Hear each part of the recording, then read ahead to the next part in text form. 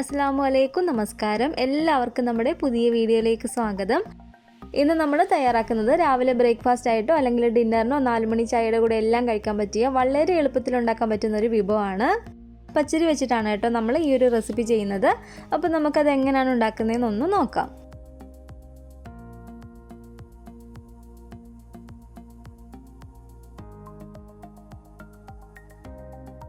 അതിന് വേണ്ടിയിട്ട് ഞാനിപ്പോൾ ഇവിടെ 2 കപ്പ് പച്ചരിയാണ് കേട്ടോ എടുക്കുന്നത്.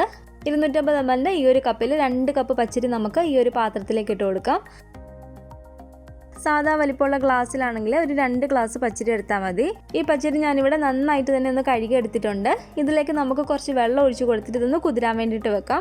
ഒരു 3 മണിക്കൂർ നേരത്തേക്ക് നമുക്ക് ഈ അരി ഒന്ന് കുതിരാൻ വേണ്ടിയിട്ട് വെക്കാം. അരി ഒന്ന് കുതിർന്ന് വരാൻ എടുക്കുന്ന ഒരു സമയം മാത്രമേ ആവുന്നുള്ളൂ. അല്ലാതെ നമുക്കിത് ഉണ്ടാക്കാൻ വളരെ എളുപ്പമാണ്.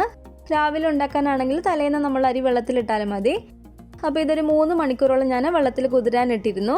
നല്ലപോലെ നമ്മൾ നേരത്തെ കഴുകിയെടുത്തതായതുകൊണ്ട് തന്നെ വെള്ളം നമുക്ക് ഊറ്റിക്കളഞ്ഞിട്ട് ഇത് മിക്സിയുടെ ജാറിലേക്ക് ഇട്ട് കൊടുക്കാം. ഞാനിപ്പോൾ ഈ പച്ചരി വെള്ളം കളഞ്ഞിട്ട് മിക്സിയുടെ ജാറിലേക്ക് മാറ്റി കൊടുത്തിട്ടുണ്ട്. പച്ചരി വെച്ചിട്ട് നമ്മളിത് ഇൻസ്റ്റൻ്റ് ആയിട്ട് ഉണ്ടാക്കുന്ന ഒരു റെസിപ്പി ആയതുകൊണ്ട് തന്നെ ഞാനിപ്പോൾ ഇതിലേക്ക് കുറച്ച് തൈര് ചേർത്ത് കൊടുക്കുന്നുണ്ട് കേട്ടോ. നമുക്ക് ഇതിലേക്ക് ഒരു 6 ടേബിൾ സ്പൂൺ തൈര് ചേർത്ത് കൊടുക്കാം. നമ്മളിത് ഉണ്ടാക്കുന്ന സമയത്ത് മാവിന് ചെറിയൊരു പുളിപ്പുണ്ടായിരിക്കണം, എങ്കിലാണ് കേട്ടോ നല്ലൊരു ടേസ്റ്റ് കിട്ടുക. നിങ്ങൾ എടുക്കുന്ന തൈര് തീരെ പുളിയില്ലാത്തതാണെങ്കിൽ അതിനനുസരിച്ച് നമുക്ക് 1-2 ടേബിൾ സ്പൂൺ എക്സ്ട്രാ ചേർത്ത് കൊടുക്കാവുന്നതാണ്. ഇനി ഇതിലേക്ക് ഒരു 1/4 കപ്പ് വെള്ളം കൂടെ ഒഴിച്ചു കൊടുത്തിട്ട് നമുക്കിത് നന്നായിട്ട് ഒന്ന് അരച്ചെടുത്തിട്ട് വരാം. മാവ് ഒരുപാട് ലൂസായി പോവാതെ ചെറിയൊരു കട്ടിയായിട്ടിരിക്കുന്ന രീതിക്ക് വേണം നമ്മൾ ഇതൊന്ന് അരച്ചിട്ടെടുക്കാൻ വേണ്ടിയിട്ട്. അരയ്ക്കുന്ന സമയത്ത് വേണമെങ്കിൽ നന്നായിട്ടൊന്ന് അരിഞ്ഞു വരാൻ വേണ്ടിയിട്ട് 1-2 ടേബിൾ സ്പൂൺ വെള്ളം കൂടെ നമുക്ക് ചേർത്ത് കൊടുക്കാവുന്നതാണ്. അപ്പോൾ ഞാനിതിവിടെ നന്നായിട്ട് തന്നെ അരച്ചെടുത്തിട്ടുണ്ട് കേട്ടോ. ചെറിയ ചെറിയ തരികൾ കിടപ്പുണ്ടെങ്കിലും കുഴപ്പമൊന്നുമില്ല. ഇത് നമുക്ക് വേറൊരു പാത്രത്തിലേക്ക് മാറ്റി കൊടുക്കാം.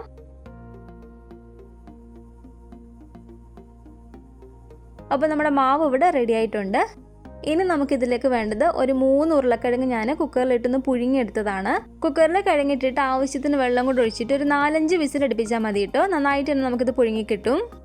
ഇനി ഇത് നന്നായിട്ട് തന്നെ ഉടച്ചിട്ടെടുക്കാം. ചെറിയ ചെറിയ കഷ്ണങ്ങളില്ലാതെ നന്നായിട്ട് തന്നെ നമ്മളിത് ഉടച്ചിട്ടെടുക്കുക.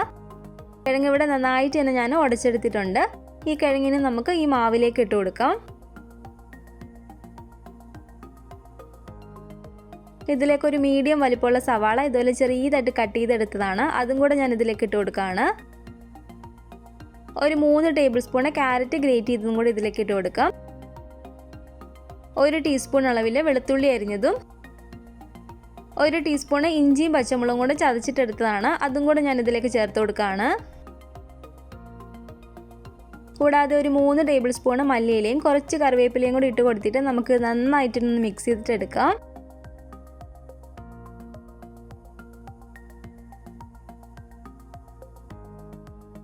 നല്ലപോലെ ഇതുപോലെ ഒന്ന് മിക്സ് ചെയ്തതിന് ശേഷം നമുക്കിതിലേക്ക് ഒരു 1/2 ടീസ്പൂൺ ചെറിയ ജീരകം ചേർത്ത് കൊടുക്കാം. അതുപോലെ ഈ മാവിലേക്ക് ആവശ്യമായിട്ടുള്ള ഉപ്പും കൂടെ ഞാനിപ്പോൾ ഇതിലേക്ക് ചേർത്ത് കൊടുക്കുകയാണ്. മാവ് കുറച്ച് കട്ടിയായിട്ട് ഇരിക്കുന്നതുകൊണ്ട് തന്നെ ഒരു 1/4 കപ്പ് വെള്ളം കൂടെ നമുക്കിതിലേക്ക് ചേർത്ത് കൊടുക്കാം.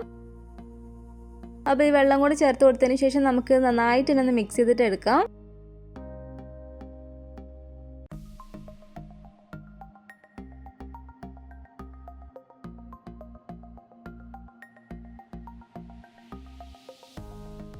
ലാസ്റ്റായിട്ട് ഞാനിതിലേക്ക് ഒരു 2 നുള്ളു ബേക്കിംഗ് സോഡ ചേർത്ത് കൊടുക്കുകയാണ്.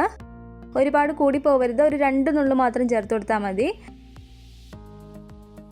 അതും കൂടെ ചേർത്ത് നന്നായിട്ട് ഇതുപോലെ ഇളക്കി കൊടുത്തതിന് ശേഷം നമുക്കിതൊരു 10 മിനിറ്റ് നേരത്തേക്കൊന്ന് റെസ്റ്റ് ചെയ്യാൻ വേണ്ടിയിട്ട് വെക്കാം.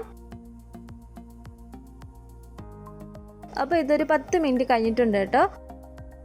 ഈ ഒരു കട്ടിക്ക് വേണം നമ്മുടെ മാവിരിക്കാൻ വേണ്ടിയിട്ട്, ഒരുപാട് ഇതങ്ങ് ലൂസായിട്ട് പോകരുത്. അപ്പോൾ ഇതിവിടെ റെഡി ആയിട്ടുണ്ട്. ഇനി നമുക്കിത് പാനിലേക്ക് ഒഴിച്ച് കൊടുത്തിട്ടൊന്ന് ചുട്ടെടുക്കാം. പാനിൽ ഞാൻ കുറച്ച് ഓയിൽ ഒഴിച്ച് കൊടുത്തിട്ടുണ്ട്. ഓയിൽ നന്നായിട്ട് ഇതുപോലെ ഒന്ന് സ്പ്രെഡ് ചെയ്ത് കൊടുക്കുക. പാൻ അത്യാവശ്യം ചൂടായിട്ട് എടുക്കുകയാണ്. നമ്മൾ മിക്സ് ചെയ്ത് വെച്ചിരിക്കുന്ന ഈ മാവിൽ നിന്ന് കറക്റ്റ് ഒരു തവി മാവ് എടുത്തിട്ട് ഈ പാനിലേക്ക് നമുക്ക് ഒഴിച്ചു കൊടുക്കാം.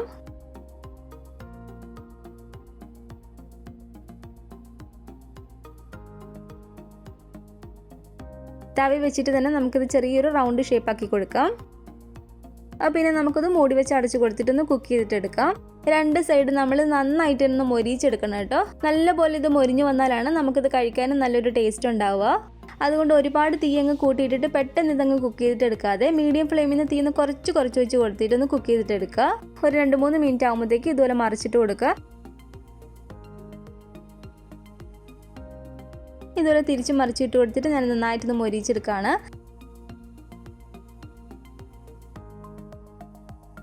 അപ്പോൾ ഇതിവിടെ റെഡി ആയിട്ടുണ്ട് കേട്ടോ. നമുക്കിത് പാനിൽ നിന്ന് എടുത്ത് മാറ്റിയേക്കാം. ഇതുപോലെ തന്നെ ഓരോ തവി മാവ് ഒഴിച്ചിട്ട് നമുക്ക് ബാക്കിയുള്ളതെല്ലാം ചുട്ടെടുക്കാം.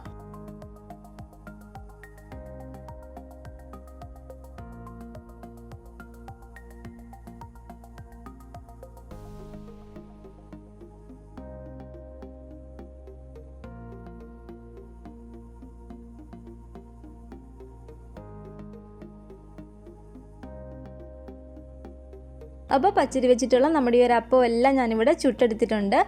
പച്ചരി ഒന്ന് കുതിർന്ന് വരാൻ എടുക്കുന്ന ഒരു സമയം മാത്രമേ ആവുന്നുള്ളൂ. ഇത് ഉണ്ടാക്കിയെടുക്കാൻ വളരെ എളുപ്പമാണ് കേട്ടോ. അതുപോലെ കഴിക്കാനും നല്ല രുചിയാണ്.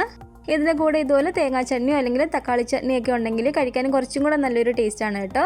മറ്റു കറികളുടെ കൂടെ കൂട്ടി കഴിക്കാനും നല്ല ടേസ്റ്റ് തന്നെയാണ്. അപ്പോൾ നിങ്ങൾക്ക് ഈ ഒരു റെസിപ്പി ഇഷ്ടപ്പെട്ടെങ്കിൽ തീർച്ചയായിട്ടും ഒന്ന് ട്രൈ ചെയ്ത് നോക്കുക.